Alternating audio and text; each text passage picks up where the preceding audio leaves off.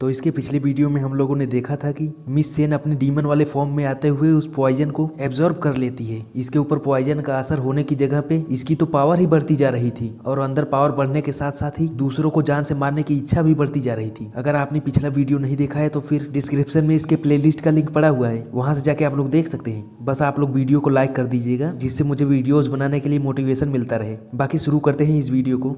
Miss Sen को देख के लिन बोलता है कि इसकी कंडीशन तो पहले से कुछ अलग लग रही है। वह देखता है कि मिस सेन के चारों तरफ एनर्जी बहुत ज्यादा बढ़ जाती है और देखते ही देखते उसका प्लेटिनम पर ब्रेक थ्रू हो जाता है। उसके बाद कैप्टन बताते हैं कि जब कोई डीमन अवेकनर प्लेटिनम तक पहुंच जाता है तो फिर वह अपने दिमाग पर कंट्रोल पा लेता है। मिस सेन तो बोलती है कि कैप्टन क्या मैं इन सबको खत्म कर डालूं, जिस पर सामने की टीम वाले अपने घुटनों पे आके बोलने लगते हैं कि नहीं नहीं ऐसा मत करना। कैप्टन भी बोलते हैं कि मुझे इनसे कुछ पूछताछ करनी है। उसके बाद वह सामने की टीम वाले लड़की से पूछते हैं कि क्या तुम्हें पता है मेरे चेहरे पे यह चोट कैसी लगी है। वह तो बोलती है कि मैं तुम्हारी लैंग्वेज नहीं समझ पा रही हूँ। उसके बाद तो लिनक्यू उन सब का ट्रांसलेटर का काम करता है और जब वह उनसे यह सब पूछता है तो फिर वह बोलते हैं कि मुझे इन सब के बारे में कुछ नहीं पता है। उसके बाद तो वह लड़की बोलती है कि हमारा यह बंदा डीमन टाइप के पॉइजन से इंजर्ड हुआ है, इसलिए मैं इसको हील नहीं कर पा रही हूँ। उसके बाद तो मिस सेन बोलती है कि यह सब मेरे ऊपर छोड़ दो। उसके बाद वह उस बंदे के पास जाके उसके अंदर से अपना डीमन पॉइजन एब्जॉर्ब कर लेती है। उसके बाद तो जब उस बंदे को होश आता है तो फिर वह मिस सेन को अपने आगे ही खड़ा पाता है, जिसके बाद तो डर के मारे वह उछल के दूर चला जाता है। वह बोलता है प्लीज प्लीज मुझे मत खाना। उसके बाद कैप्टन बोलते हैं कि मिस सेन इन दोनों को एक किनारे ले जाओ। उसके बाद वह उन क्रिमिनल्स के लीडर वूकी से पूछते हैं तुम जो कुछ भी जानते हो मुझे बताओ इस चोट के बारे में। जिस पर वह बंदा वूकी बोलता है कि अगर मैंने तुमको सब कुछ बता दिया तो फिर तुम्हारे लिए मेरी वैल्यू खत्म हो जाएगी, मैं इतना बेवकूफ थोड़ी हूँ। इस पर कैप्टन बोलते हैं कि मैंने तुम्हारे साथियों को भी नहीं मारा है, अगर तुम बताते हो तो ऐसा तुम्हारे साथ भी करूंगा। जिस पर वह क्रिमिनल बोलता है कि मैंने इस देश में काफी सारे क्राइम किए हैं, क्या तुम मुझे ऐसे ही जाने दोगे, मैं बेवकूफ थोड़ी हूँ जो तुम्हारी बात मान लूंगा। कैप्टन पूछते हैं कि बताओ मैं क्या करूँ। जिस पर वह बंदा बोलता है कि अपने स्क्वाड की कसम खाओ कि इन्फॉर्मेशन मिलने के बाद मुझे जान से नहीं मारोगे। कैप्टन बोलते हैं कि तुमको नहीं लगता मैं अपना कसम तोड़ सकता हूँ। जिस पर वो बंदा बोलता है कि मुझे पता है तुम अपने सिद्धांतों पे एकदम खरे उतरते हो। कैप्टन बोलते हैं ठीक है मैं कसम खाता हूँ कि इन्फॉर्मेशन मिलने के बाद वर्मिलियन बर्ड स्क्वाड से कोई भी तुम पर हमला नहीं करेगा। वह बंदा तो बोलता है कि मुझे नहीं लगता है कि तुमने असली वाली कसम खाई है, फिर भी मैं अपनी बात रख के तुमको इन्फॉर्मेशन दे ही देता हूँ। वह इंसान जिसकी वजह से तुम्हारे चेहरे पे चोट का यह निशान पड़ा है वह एक दूसरे देश का एजेंट है जो कि एक बर्जर का अवेकनर है। अभी के लिए मुझे नहीं पता है कि वह कितना पावरफुल होगा, लेकिन मैं जब लास्ट टाइम उससे मिला था तो फिर वह डायमंड रैंक के पीक पर था। जब उसने पी रखी थी तो उसने मुझे इसके बारे में बताया था, कैसे तुम्हारे चेहरे पे उसके दिए गए चोट का निशान अभी तक है। उसके बाद कैप्टन बोलते हैं ठीक है अब तुम जा सकते हो। वह बंदा तो बोलता है कि तुम मुझे ऐसे छोड़ रहे हो, इसके लिए तुम्हें मिलिट्री वाले जरूर पनिशमेंट देंगे। वैसे जो लोग कई साल पहले मरे थे उनके साथ तो ऐसा ही होना चाहिए था। कैप्टन तो एकदम गुस्से में बोलते हैं कि अगर तुम नहीं जाओगे तो मैं तुम्हें कुछ कर दूंगा। लिंक्यू बोलता है कि जब इसने सब कुछ बता ही दिया है तो फिर तुम्हारे जैसे बुरे लोगों का यहाँ से जाने देने का सवाल ही नहीं बनता है। वह बंदा तो बोलता है कि तुम अपने वादे से कैसे मुकर सकते हो। जिस पर लिंक्यू बोलता है कि मैं उसी स्क्वाड से नहीं हूँ, और इसकी यह बात सुन के वह बंदा तो एकदम से डर जाता है। वह बंदा कुछ कर पाता उससे पहले ही लिंक्यू ने जंप करके उसके चेहरे पे एक जोरदार तरीके से एक मुक्का मार दिया था और वह बेचारा तो एक मुक्के में ही ढेर हो जाता है। उसके बाद कैप्टन उसकी जेब से उसका फोन निकालते हुए बोलते हैं लिंक्यू इन सब के लिए थैंक्स, अगर तुम नहीं होते तो हम सब अब तक मर चुके होते। कैप्टन पूछते हैं कि हमने एक एक्सप्लोजन की आवाज सुनी थी, वहां पे क्या हुआ था। इस पर लिंक्यू बताता है कि हमने बॉम्ब को एक सेफ जगह पे ब्लास्ट करवाया था, इन लोगों ने वहां से निकलने से पहले उस बॉम्ब के टाइमर को चालू कर दिया था,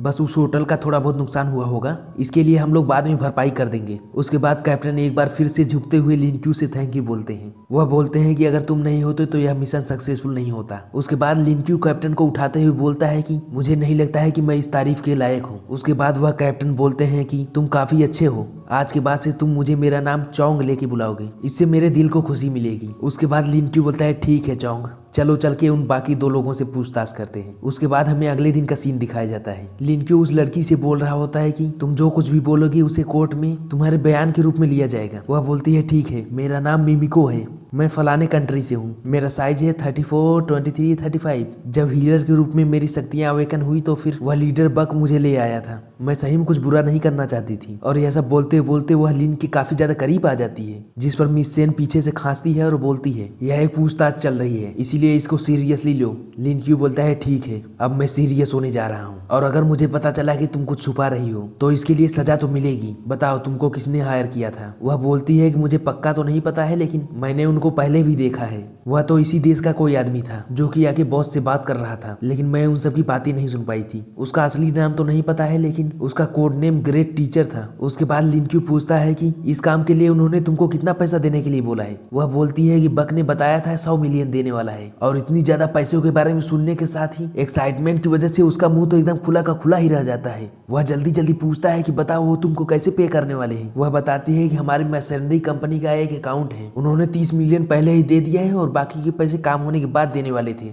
लिनक्यू पूछता है क्या तुमको अकाउंट का पासवर्ड पता है। वह बताती है कि कंपनी का जो लेन देन होता था वो मैं ही करती थी, इसलिए मुझे तो पता है। उसके बाद लिनक्यू जल्दी से एक कंप्यूटर एक्सपर्ट को बुलाने के लिए बोलता है। उसके 10 मिनट बाद वहाँ पे एक कंप्यूटर एक्सपर्ट आ जाता है। वह बोलता है मैं आपकी क्या हेल्प कर सकता हूँ। लिनक्यू बोलता है कि जो उसके अकाउंट में सारे पैसे हैं वह हमारे अकाउंट में ट्रांसफर करना है। उसके बाद वह कंप्यूटर एक्सपर्ट उसके अकाउंट में लॉग इन करता है और इतने सारे पैसे को देखने के बाद तो इनकी आंखों की पलकें ही नहीं झपक रही थी और पैसे ट्रांसफर करने के लिए 1.5 मिलियन चार्ज कट रहा था, जिसके बारे में जानकर तो लिनक्यू का मुंह एकदम खुला का खुला ही रह जाता है। वह तो अंदर से एकदम रोने ही लगता है। मिस सेन तो बोलती है कि मास्टर मैं तुमको कुछ पैसे दे दूंगी। लिनक्यू बोलता है नहीं, मुझसे ज्यादा इन पैसों की तुम्हें जरूरत है, मैं तो बस इसके एक्साइटमेंट को फील कर रहा था। वह बोलती है कि मैं तुम्हें 10 मिलियन डॉलर देने वाली थी, अगर तुम लेना नहीं चाहते हो तो फिर मैं किसी और तरीके से तुम्हारा पैसा चुकाऊंगी। और 10 मिलियन डॉलर का नाम सुनते ही तो लिनक्यू की जैसे आत्मा ही निकल जाती है, क्योंकि 10 मिलियन डॉलर तो उसके यहाँ के 67 मिलियन के बराबर होते हैं। वह बेचारा तो रोते हुए सोचता है कि पैसे नहीं मिलने की वजह से मेरा दिल एकदम टूट गया है। 9527 आज का मेरा स्किल लो। उसके बाद तो उसको आज के स्किल के रूप में एक ई रैंक की लिविंग स्किल मिलती है। उसके बाद जब वह उस स्किल के बारे में देखता है तो पता चलता है कि इससे तुम पता कर सकते हो कि कोई चीज असली है या नकली। उसके बाद तो वह इस स्किल के बारे में सोचता है मैं किसी भंगार वाली दुकान से 200-250 का कोई सामान खरीदूंगा, लेकिन मुझे तो इस स्किल की वजह से पता होगा कि उसकी कीमत तो 10 मिलियन से भी ज्यादा है। इसके बाद तो मेरे पास पैसा ही पैसा होगा। पैसा ही पैसा होगा। मस्त प्लान है। जिसके बाद तो मिस्टर चोंग पीछे से पूछते हैं कि तुम्हारे दिमाग में क्या चल रहा है, चलो उनको कांटेक्ट करने का टाइम हो गया है। उसके बाद वह सभी लोग हॉल में आ जाते हैं। कैप्टन बोलते हैं कि लिनक्यू यह सब अब तुम पे डिपेंड करता है। उसके बाद उस मशीनरी ग्रुप वाले लीडर बक का फोन बजने लगता है। कैप्टन बोलते हैं स्पीकर में डालो। उसके बाद लिनक्यू अपनी आवाज चेंज करते हुए बोलता है हाँ बोलो, यह मैं ही हूँ। इसके बाद सामने वाला बंदा बोलता है कि कल कुछ हुआ था क्या, जिस पर लिनक्यू अपनी चेंज वाली आवाज में ही बोलता है कि हम जिस होटल में रुके थे उसमें आग लग गई थी, लेकिन हमने होटल चेंज कर लिया है। वह दोनों सोचते हैं कि यह तो एकदम हमारे बॉस जैसी आवाज लग रही है। उसके बाद सामने फोन वाला वह बंदा बोलता है कि मैं लगभग 2 घंटे में यहाँ आऊंगा, उसके बाद तुमको फोन करूंगा। उसके बाद वह बंदा फोन काट देता है। मिस सेन तो बोलती है कि हम लोग अब जान जाएंगे कि वह बंदा कौन है। लिनक्यू बोलता है कि हम लोगों ने भले ही इंग्लिश में बात किया है, लेकिन यह शायद दूसरे देश का एजेंट ही होगा, हमें काफी केयरफुल रहना पड़ेगा। उसके बाद कैप्टन उन दोनों लोगों से बोलते हैं कि तुम दोनों इस मैटर में कोऑपरेट करना, अगर हमारा भांडा फूटा तो तुम नहीं बचने वाले, और थोड़ी सी भी चालाकी करने की कोशिश मत करना। इस पर वो दोनों लोग बोलते हैं कि ठीक है हम लोग कोऑपरेट करेंगे। मिस सेन बोलती है कि जितना उसने बोला था उससे 20 मिनट ज्यादा हो गया है, अभी तक उसका फोन नहीं आया है। लिनक्यू पूछता है कि क्या हमें उसको कांटेक्ट करना चाहिए, जिस पर कैप्टन बोलते हैं थोड़ा सा इंतजार करो। उसके बाद लिनक्यू सोचता है कि क्या हम लोग एक्सपोज हो गए हैं, तभी वह फोन बजने लगता है। लिनक्यू पूछता है कि इतना देर क्यों लग गया। इसके बाद वह सामने वाला बोलता है कि रास्ते में कुछ हो गया था जिसकी वजह से लेट हो गया। मैंने सुगो सुपरमार्केट के लॉकर नंबर 35 में वह सामान रख दिया है, तुम अपना आदमी भेज के वहाँ से ले लो। लिनक्यू बोलता है कि हम लोग फेस टू फेस एक्सचेंज नहीं करेंगे क्या। इस पर सामने वाला बंदा बोलता है कि कुछ चीजें अनजानी ही बनी रहती है तो अच्छा रहता है। उसके बाद वह फोन काट देता है। उसके बाद कैप्टन बोलते हैं कि जाओ और फाइल ले आओ। मिस सेन बोलती है कि हो सकता है वे लोग लॉकर पर नजर रखे हुए हों और जब हम लोग लॉकर से वो फाइल लेने जाएं तो फिर एक्सपोज हो जाएं। कैप्टन बोलते हैं कि क्या हम फाइल को ऐसे जाने दें, जिस पर लिनक्यू बोलता है बिल्कुल भी नहीं, हमारे पास तो एक कुरियर सर्विस है। उसके बाद लिनक्यू उस मशीनरी ग्रुप वाले बंदे की तरफ देखने लगता है। हम लोग 10 मिनट बाद उस सुपरमार्केट का सीन देखते हैं जहाँ पे उस मशीनरी ग्रुप का वह बंदा गया हुआ था। उन सभी लॉकरों को देखने के साथ वह सोचता है कि यह पक्का वही जगह होगी। उसके बाद हमें पता चलता है कि लिनक्यू ने उससे बोला था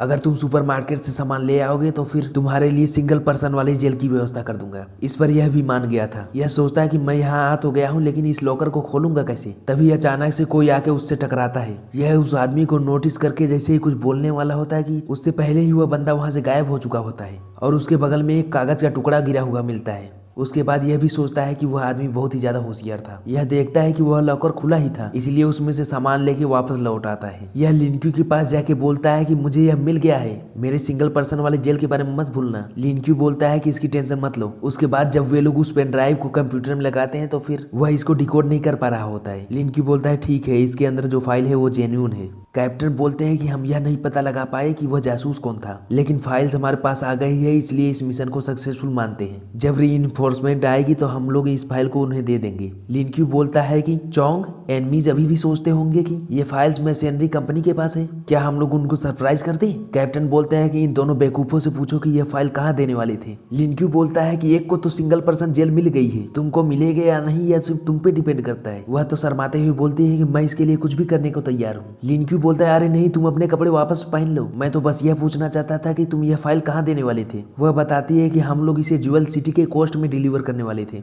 वहां से फिर इसे कोई उठा लेता। कैप्टन बोलते हैं गुड जॉब, इससे उन लोगों को और भी पेन होगा। लिनक्यू सोचता है कि अगर डील हो जाती है तो 70 मिलियन भी आ जाएंगे। उसके बाद वह उस मशीनरी ग्रुप के लीडर का फोन निकाल लेता है। कैप्टन पूछते हैं कि तुम क्या करना चाहते हो? लिनक्यू बोलता है कि मेरे पास एक ग्रेट आइडिया है। और इसी के साथ यह वीडियो यहीं पे खत्म होता है। आगे आने वाली वीडियो में हम लोग देखेंगे कि लिनक्यू यह सब काम करने के बाद दुखी होता है क्योंकि उसको पैसे नहीं मिले होते, और यह सब बातें भूल के वह मिस सेन के साथ एक बड़े से ईगल की राइड एंजॉय करेगा। और फिर उन सबको तो एक बड़ा सा ड्रैगन का अंडा मिलने वाला है, जिसमें से ड्रैगन निकाल करके लिनक्यू उसको अपना उड़ने वाला कंपेनियन बनाना चाहता था। अगली वीडियो में मजा तो बहुत आने वाला है, इसीलिए आने वाली वीडियो के लिए एक्साइटेड हो तो फिर अभी के अभी चैनल को सब्सक्राइब करके बेल नोटिफिकेशन को ऑल पे सेट कर देना। हम आपसे मिलेंगे अगले वीडियो में, तब तक के लिए बाय बाय।